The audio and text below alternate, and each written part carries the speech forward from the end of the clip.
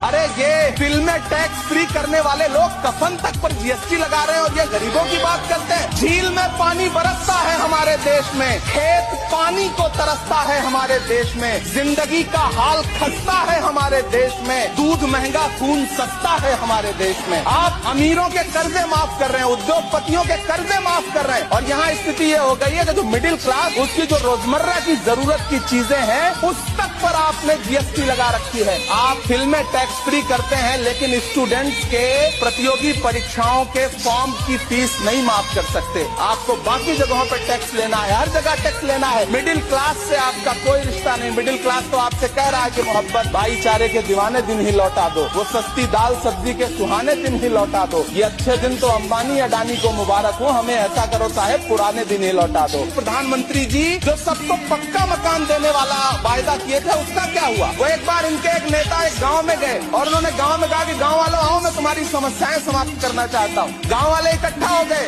नेताजी ने गांव वालों से कहा बताओ तुम्हारी दो समस्याएं बताओ, मैं दोनों समस्याओं का यहीं पे समाधान करूंगा। तो गांव वालों ने कहा साहब हमारी पहली समस्या है कि हमारे यहाँ कोई हॉस्पिटल नहीं है। तो नेताजी ने मोबाइल निकाला, कहीं फोन मिलाया और मिला के फोन पे पता नहीं क्या कुछ कहा कि यहाँ गाँव में हॉस्पिटल नहीं है, हॉस्पिटल तुरंत यहाँ हॉस्पिटल चाहिए। गाँव वाले खुश हो गए कि 1 मिनट में यहाँ हॉस्पिटल आ रहा है। अगली समस्या के बारे में उन्होंने नेताजी ने गांव वालों से कहा कि मैंने आपकी पहली समस्या समाप्त कर दी, दूसरी समस्या बताओ। तो गांव वालों ने कहा साहब इस गांव में कोई भी मोबाइल का नेटवर्क ही नहीं है। ये है इनके काम करने का तरीका।